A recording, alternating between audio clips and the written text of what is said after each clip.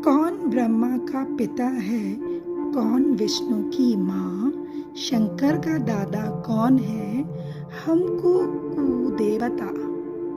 यह जानने के लिए कृपया सुनिए जगत गुरु तत्वदर्शी संत रामपाल जी महाराज के अमृत वचन सभी धार्मिक पुस्तकों के आधार पर। अपने तो ठाडा का भीतर ना बढ़ा करते हैं। एक समय एक ऊंट मर गया और एक गिद्दड़ जो है उस ऊंट ने खाता खाता अच्छा थोथा कर लिया अंदर से, और जो बाहर से चाम था वो सूख गया, और गिद्दड़ जो घना गहरा अंदर चला गया वो बंद हो गया पाछे, तो चाम कति सूख कर खड़ंग हो रहा था, वो पड़ गया कि तो घना खुद गया, और गादड़ भीतर रुक गया ना लकड़ा मार चुकल की रोए। एक हफ्ते पाछे वर्षा होगी, वर्षा होने तक वो नरम हो गया चाम, वो गादड़ फिर मार के सिर निकला कसूती स्पीड पकड़ रहा। तो साक्षी बोले रहा कित गया था, नो बोला वह गया कि था, एक अनुभव तो हो गया, बोला अपने तो बड्डे का भीतर नहीं बढ़े। तो यहां ऋषि ने बहुत समझाया पर उसकी पत्नी मानी को ना, अक्के हो गया नो तो जाया करें, इस आके जुल्म कर रहा है नो सर, वो बोला ले चलते, वो चले गए। अब राजा ने उसने 36 पकवान बना रखे, ये इधर उधर देखे जरा बताओ भाई। अब ऋषि ने जिसा मन मार कर खाया वो वापस आ गए। अब उसकी पत्नी बोली कि हम नहीं बुलाना चाहिए, ये नो नत्ते गल्ले हैं। ये हफ्ते 10 दिन महीने पीछे ऋषि की पत्नी बोली हम नहीं बुलाना चाहिए। उसका पति बोला तो ठीक है ले करता हूं व्यवस्था। तो उसने, क्योंकि संत के भगत के पास कमाई होती है अपने भक्ति की, धर्म पुण्य की, तो उसने ऊपर स्वर्ग में अपनी सुरती लाई, टेलीफोन कराया, तो स्वर्ग से एक कामधेनु मंगा ली, कामधेनु गाय जो मनोकामना पूर्ण करती है। ऊपर से एक टेंट आ गया बढ़िया, स्वर्ग से अलग एक टेंट लगा दिया, और ऋषि आसपास के ऋषि बुला लिए, भाई आज हमारे राजा होगा, उनका न्योता है, हमारा साधु है, सेवा करवा दिया। अब ऋषि साधु भक्त दो आसपास कुटिया में रहा करते जंगल में, वह भी आ गए। राजा ने नीचा दिखाने के लिए हजारों की संख्या में सैनिक ले लिए, अगर साधु की मरोड़ का दिखाऊंगा, मेरी जो है ना पूरी वाह वाह हो जाएगी। ये आग और नारी हमारे अंदर एक जलालत भरी पड़ी है। तो राजा ने सैकड़ों हजारों सैनिक ले लिए, राख भी चल पड़ा। अब ऋषि ने वहां जैसी व्यवस्था थी अपना घास फूस बिछा कर वहां टेंट टांट लगवा दिए, बिस्तर बिछवा दिए, क्योंकि संतों के पास एक ऐसा धन होता है वो अपनी सिद्धि से बहुत कुछ व्यवस्था कर सकते हैं। अब सारे टेंट लगा रखे, टेंट टूटम फूस बिछा के ऊपर तो वो अच्छे बढ़िया वस्त्र बिछा रखे।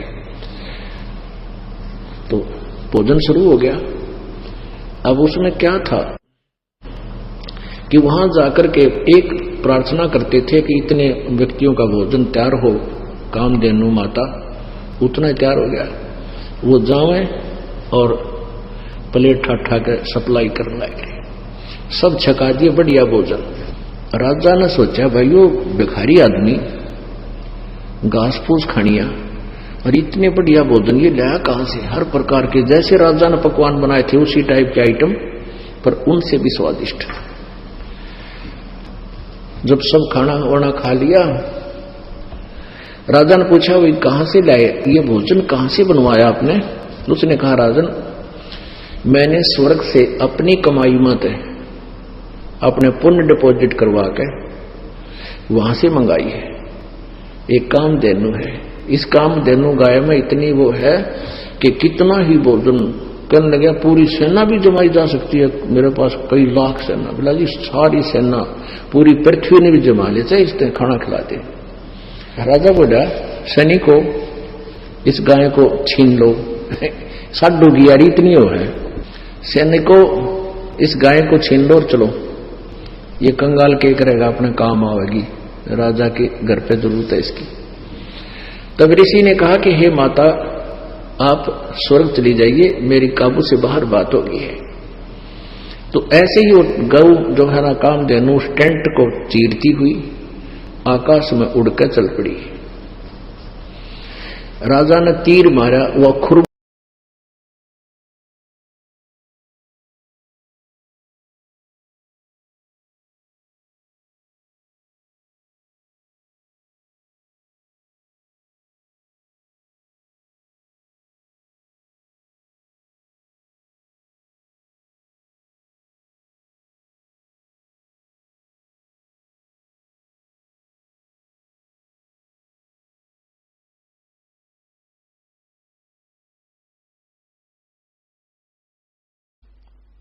संत ने उसे कहा, बेटा अब तू आगे उपदेश दिया करिए, और तुझे आदेश दे दिया मैंने। उधर से परमात्मा घूमने के लिए बहाना करके निकल गए जंगल में, वन में, वापस नहीं आए। खोजबीन की, देखा कोई व्यक्ति किसी हिंसक पशुओं ने खा रखा, ऐसा स्थिति कर दी।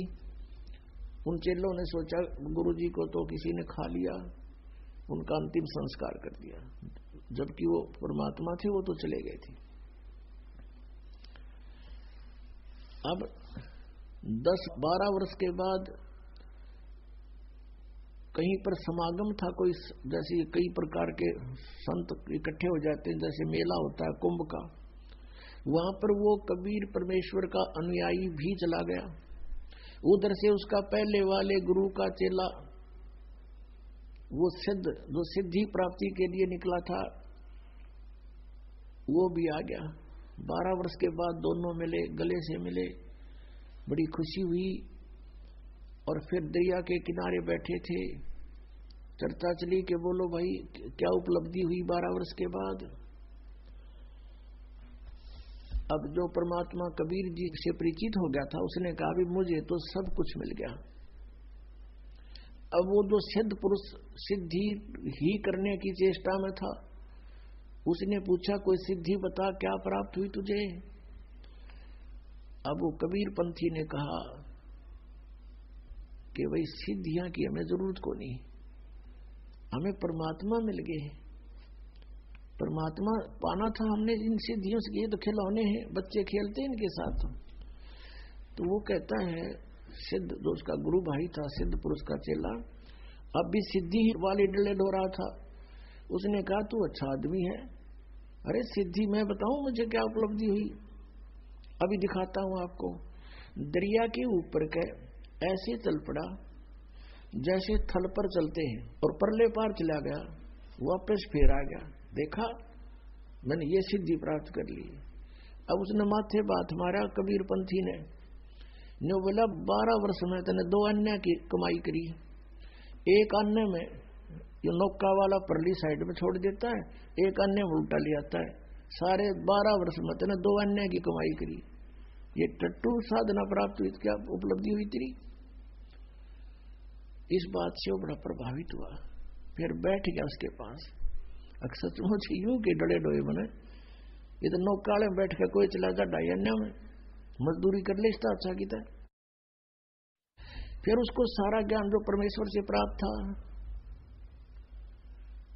अब उस भगत ने नूना बेरा था, वो भगवान थे, वो तो गुरु एक संत मानते थे। वो सारा ज्ञान जो परमात्मा से प्राप्त हुआ था अपने गुरु भाई को सुनाया, बड़ा प्रभावित हुआ। अपने आत्मा जिसने भगवान पाना है वो बकवाद नहीं करा करते, वो तुरंत समर्पित हो जाते हैं। उसके प्रेरणा जबरदस्त जागी के अब मेरा कल्याण के ऊपर होगा। मंदिर डला डोलिए, सारा जीवन खो दिया, कुछ कृपा करो, मेरा भी उद्धार करवा दो, महापुरुष से मुझे नाम दिला दो। अब फिर वो भगत रोने लग गया जो कबीर पंथी था। तब वो सिद्ध जो था, सिद्ध, वो कहने लगा आप क्यों रो रहे हो। कहने लगा वो कबीर पंथी कहता मैं इसलिए रो रहा हूं कि आपका कल्याण संभव नहीं। भैया ऐसी क्या बात होगी, मेरा कल्याण संभव क्यों नहीं। अब वो कबीर पंथी कहता है कि भाई बात सुन, तू और मैं एक गुरु के चेले थे, एक गुरु के शिष्य थे, तू सीनियर था मैं जूनियर था, वहां सिद्ध के वहां कहा ऐसा ही है। तो भाई वो गुरुदेव तो शरीर छोड़ चूड़ी का विश्वास है तो के पंडित का जी, जिनसे अगर आत्मा जिसका चूड़ी का दिल पाक है तो हमारे लिए वह पूजनीय और आदरणीय माई है। हमने पंडित और विद्वानों की हो सकता नहीं है। तो इस प्रकार दो बंदी छोड़ की बात को समझेगा तो यथार्थता में पहुंचेंगे। नहीं तो हमने और पुलिस का दो धर्म बना लिए, फिर जात बना ली, ऊंच नीच कर लिया, लट्ठम लट्ठा मर पड़कर फिर गधे बन जाते। एक बार रविदास जियों ने रामानंद जियों से उपदेश लिया, लेकिन वह गुरु मान्या करते कबीर साहब को, क्योंकि मार्गदर्शन और नाम भी फिर कबीर साहब से ले लिया था उन्होंने। शुरू में तनो भ्रम तोड़न खातिर रामानंद जिया का कति अकिस चमार ने विदे नाम। उस समय तो बहुत ज्यादा जात पात थी, कहते ईब फर्क पड़ रहा है ना, जब 50 साल पहले यहां देख लेते। तो उस समय आज से 600 साल पहले रविदास जी एक चमार जाति से थे और उन्होंने रामानंद जिया से नाम लिया, फिर कबीर साहब से ले लिया। एक दिन एक पंडित जी ने बोला कि रविदास, क्योंकि भक्ति तो उनकी फैल ही चुकी थी, कुछ सिद्धियां थी उनमें, शक्ति होगी थी, भक्ति में वैसे शक्ति हो जाती है बिना तप करें भी, नाम में कितनी शक्ति है। तो उस ने बोला आजा रविदास तने गंगा जी नुआ के लाऊं, दूर तक खड़ा खड़ा ने बोला पंडित जी गंगा हमारी ताड़े है गराए, जैसे गरीबदास जी कहें घटी में गंगा, घटी में जमुना, घटी में जगदीश। जिसने अंदर की गंगा यानी ईश्वरीय शक्ति को संतरित और दर्शन कर लिया तो उसकी गंगा सारी है न, उस गंगा में निरी नाय तो काम नहीं चलता भी रहा। तो जी परनो बोला पंडित जी तू जा सने एक काम कर दिया मेरा के, या मेरी कौडी ले जा, धो धा के महाराज कबीर रविदास ने अपने हाथ धोए, फिर कौडी धोई, कदे पंडित जी ना छुए। और नो करिए गंगा जी ने मेरी कौडी दे दिए, क्योंकि वहां दान करते हैं, पैसे का डालते हैं गंगा में। और जब दिए, जब गंगा हाथ काट लेने बार ने अरनो कह दिया रविदास ने भेजी से, और हाथ काट के लेगी तो दिए ना, मेरी कौडी की बेइज्जती मत करिए, उल्टी ले आना। बोला अच्छा तेरी कौडी और गंगा फिर हाथ काट के लेगी। अब देख अरज से पंडित जी ना लेना तो उल्टी ले आइए, अरज से मेरी अतरे से प्रार्थना। अरन्यो कह दिए कि हे गंगा मैया, भगत संत रविदास जी ने आपके लिए एक कौडी भेजी है और इसको अपने कर मंडल से, अपने कर कमलों से ग्रहण करो। उसने ना धोकर उन्हें सोची चल उस पाखंडी की अजमा के देख ले साची से झूठी। उसने उसी तरह ये शब्द उच्चारण किया, ये वचन, उसी समय गंगा जी ने न्यू हाथ काट लिया। दोनों हाथ काटे, एक हाथ में कौडी ले ली और एक हाथ में कंगन।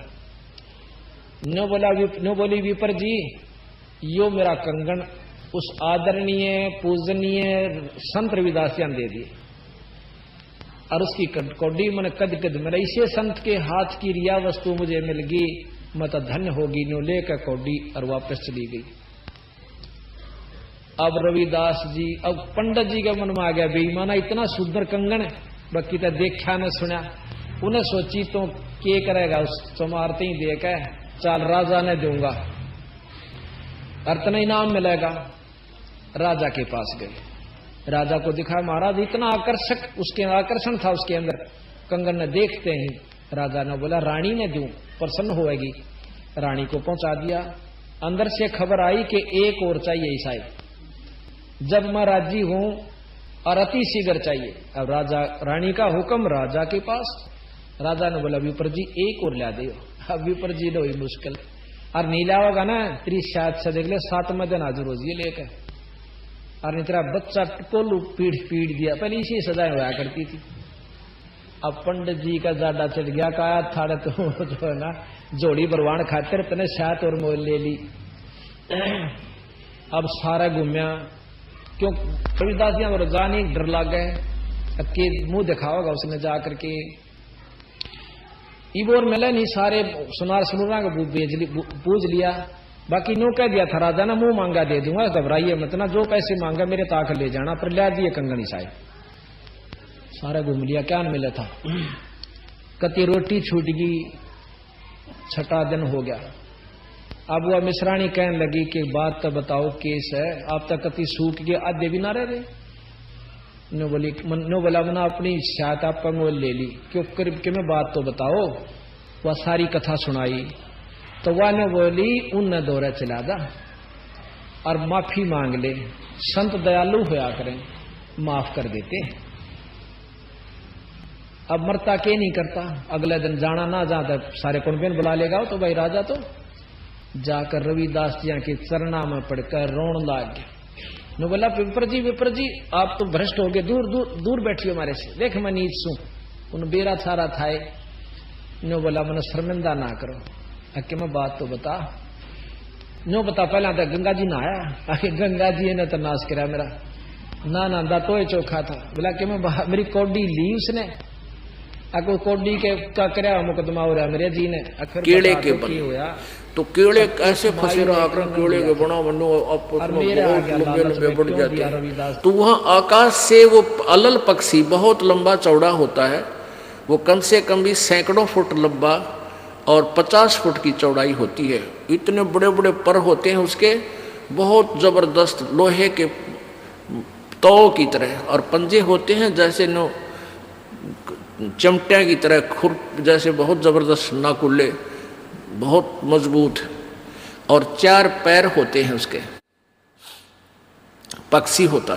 तो वहां से अंडे छोड़ देती है भगवान हवाला है। अंडे नीचे आते हैं हवा की घर्षण से, वो परवरिश को यानी वो पक जाते हैं। और केले के अच्छे भारा भारा अंडे होते हैं, वो 2-2 दड़ी के, और ऊपर तो 1-1 दड़ी के, 5-5 किलो के, और ऊपर तो आते ही वो केलों के पत्तों पर आकर गिरते हैं। उन केलों को तोड़ते हुए सपीटते नीचे आते हैं। तो केलों पर गिरने से, उन केले पर गिरने से, उन पेड़ों पर, तो उसकी स्पीड कम हो जाती है, और तो केले को तोड़ता हुआ वो आसानी से आकर नीचे पड़ता है, और पड़ के फूट जाता है, उसमें से बच्चा निकल जाता है।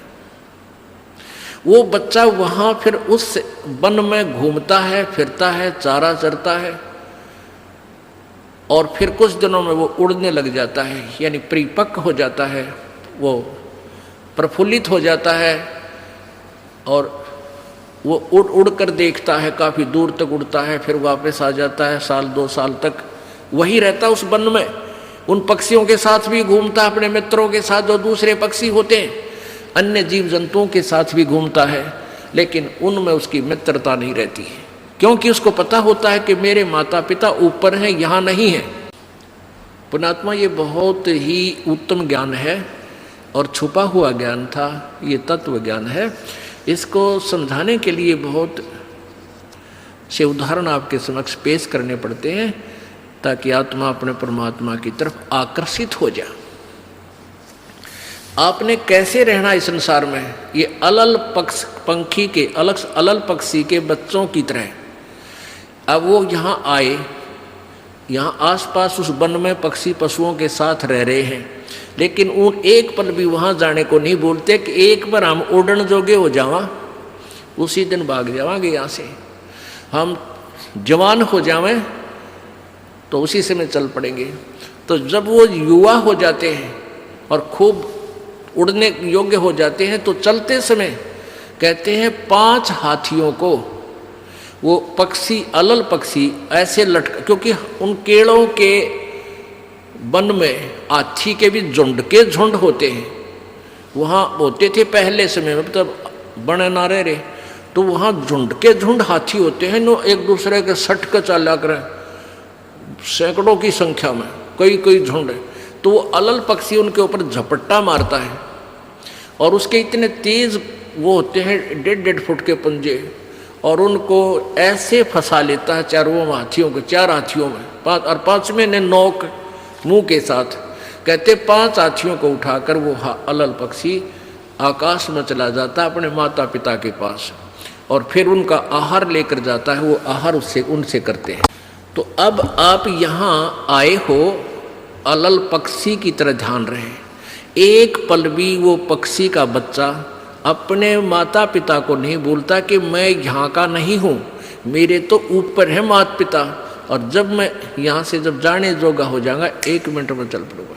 तो आप उस अलल पक्षी के बच्चे की तरह यहाँ अब तैयार हो, अच्छी खुराक खाओ राम नाम की, और मजबूत हो जाओ, और चलते समय इस राम नाम की कमाई लेकर ऊपर चलेंगे। अब कहते हैं अलल ध्यान जचा के वो पक्षी का बच्चा एक पल भी वो यहाँ रह ही नहीं सकता। उसको ये पता होता है, कॉमन सेंस होती है कुदरती, कि मेरे माता पिता वहाँ है, जिस दिन मैं यहाँ से जाने योग्य हो जाऊंगा एक पल नहीं रहूँ यहाँ पर। तो ऐसे आपने ये हर दिन उस सतलोक में जाने का अलल पक्षी की तरह ये ध्यान लगा के वो जचा के रखनी है, इसको भूल नहीं पड़ने देना। एक घंटा गुरुड़ गुरुड़ करते रहते और लेना एक न देने दो। तो ये सारा कारण क्या है कि ये काल करवाता है, अपने स्वार्थ वश करवाता है। तो वहां तपस्शिला पर जब परमात्मा कहते हैं धर्मदास, जब मैं वहां आकर खड़ा हुआ, अपने पुत्र जोगजीत का रूप बना के परमेश्वर, योग संतायन कहो चाहे जोगजीत कहो, वहां आकर खड़ा हो गया।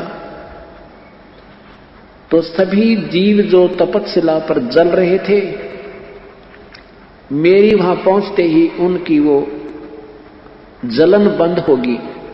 वो टुकड़ी, वो पत्थर की शिला ज्यों की तो जल रही है, लेकिन परमेश्वर की कृपा से उनको उसकी तपत महसूस नहीं हो रही थी। तब सभी जीव बैठ गए उस तपस्शिला पर। सामने देखा वो चांद सा चेहरा, चंद्रमा सा मुख परमेश्वर कबीर देव का, कबीर परमेश्वर का। तो सभी जीव आत्माओं ने वहां भुगत रही थी, उन्होंने सोचा कि ये भगवान है जो हमारा प्रभु है। उन्होंने कहा, हे प्रभु, हम कौन से पाप का भोग भोग रहे हैं यहाँ पर? तो परमेश्वर ने कहा, ये यहाँ का कोई पाप नहीं तुम्हारा, ये तुमने गलती सतलोक में की थी। पूरी सृष्टि रचना सुनाई परमात्मा ने। तुम जिसको भगवान मानते हो ये काल है, इसका नाम ज्योति निरंजन सर पुरुष, वास्तव में इसको कैल नाम है, इसका कैल। और अब इसको श्राप लगा हुआ 1,00,000 मानव शरीरधारी प्राणियों का नित आहार करने का, और उस दिन से इसका नाम काल पड़ गया। और भाई, तुम इसी की पूजा करते हो और इसी को भगवान मानते हो। ये तुम्हें मारता है, पैदा करता है अपने निज स्वार्थ के लिए। इसने अपने तीनों पुत्रों को से ये व्यवस्था करवा रखी है, ब्रह्मा शरीर बनावे, विष्णु पाले, शिव जी मार दे। और इसीलिए कर रहा है ये। जहां ये आज तो तुम देख रहे हो 1,00,000 मानव शरीरधारी प्राणियों का यहां आहार कर रहा है। ये निराकार नहीं है, ये अव्यक्त है, ये गुप्त रहता है। और अब थोड़ी सी देर में आएगा, तुम देखना, वो जिसको निराकार निराकार कहकर व्याख्या की जा रही है, वो काल है, ज्योति निरंजन है। तब पर वहां परमेश्वर ने पूछा कि तुम वहां चारों वेदों के बोल जानने वाले भी वही ऋषि महर्षि जो देव शरीर को भोग कर आए थे, वो देव भी वहां तपस्शिला पर घूमने जा रहे थे। तब परमेश्वर ने कहा कि जिस संपत्ति और संतान को तुम अपना मानते थे, क्या तुम्हारी थी वो? तब कहते नहीं भगवान, हमारी नहीं थी, हमारे धोखा लग गया। हमारे को तो इतना मूर्ख बना दिया जाता, हमने संतान और संपत्ति के अतिरिक्त कुछ चीज दिखाई ना देती। हे भगवान, परमात्मा ने कहा कि जो पुजारी थे वो भी यही तपस्शिला पर, जो तुम्हारे गुरु थे वो भी तपस्शिला पर, और जो शिष्य थे वो भी तपस्शिला पे। तो ये जो दुख है तुम्हें इस कारण से हुआ था, वो सारी कथा सुनाई। तब उस समय तो सब पता लग जाता है, ना बेटा साथ आया, ना बेटी साथ आई, ना पति संग आया, ना पत्नी संग आई, ना संपत्ति साथ आई। तो सारी बात सीधी समझ में आ रही थी। हाँ भगवान, हे परमात्मा, हमसे गलती होगी। तो आरती अनदेव तुम्हारी, जासे काया पड़े हमारी, रोटी आदर रोटी अंत, रोटी ही कु गाँव संत। रोटी मध्य सिद्ध साध, रोटी देवा अगम अगाध, रोटी ही के बाजे तूर, रोटी अंत लोक भरपूर। रोटी ही के राटा रंभ, रोटी ही के है रणखंभ, रावण मांगण गया चून, तातन लंक बही बेरून। मंडी बाजी खेले जुआ, रोटी ही पर करो पांडव मुआ। रोटी पूजा आत्म देव, रोटी ही परमात्म सेव। रोटी ही के हैं सब रंग, रोटी बिना ना जीता जंग। रोटी मांगी गोरखनाथ, रोटी बिना ना चले जमात, रोटी कृष्ण देव को पाई, ताते 86 की खुदा मिटाई। तंदुल विपर को दिए देख, रची सुदामा पुरी अलेख, आधीन विदुर के भोजन पाई, कैरों बूढ़े मान बढ़ाई। मान बढ़ाई से हैं दूर, आजिज के हैं सदा, हजूर बोक बाकला दिए, विचार बहे चकवे कई एक बार, बैठल होकर रोटी पाई, नाम देव की कला बधाई। धना भगत को दिया बीज, जाका खेत ने पाया रीछ, द्रौप सुता को देने लीर, जाके अंत बढ़ाए चीर। रोटी 4 बारिया गाली, नरसिल्ला की हुंडी जाली, सांवड़ सा सदा का सही, जाकी हुंडी तत्पर लाई। जड़ को दूध पिलाया जान, पूजा खा गए पाषाण, बलि को यज्ञ रची अस्मेघ, 52 होकर आयो में। 3 पैड़ जग दिया दान, बलि 52 को बलि छले निदान। नितबन कपड़ा देते भाई, जाकर 9 लख बाल दाई। अवगत केसो नाम कबीर, ताते टूटने जम जंजीर। रोटी तिमर लंग को दीनी, ताते 7 पातशाह लेनी। रोटी ही के राजोर पाट, रोटी ही के हैंगज ठाठ, रोटी माता रोटी पिता, रोटी काटे सकल बिथा। दास गरीब कहें दरवेशा, रोटी बाटो सदा हमेशा। मन एक देसा खड़ा रहे दरबार, गरीब लागी तब जानिए, हरदम नाम उचार, धीरे धीरे होएगा ओ अल्लाह दीदार। गरीब लागी तब जानिए, हरदम नाम हनोज, विकट पंथ पावे नहीं, मिन्नी जैसी खोज। गरीब लागी तब जानिए, हरदम नाम हनोज, मैं मेरी को पटक दे, सिर से डारो बोझ।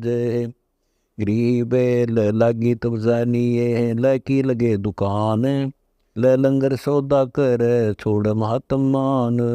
गरीब लागी तब जानिए, लाकी लगे दुकान, बखत पड़ा सौदा करे, कोठे डारे ज्ञान।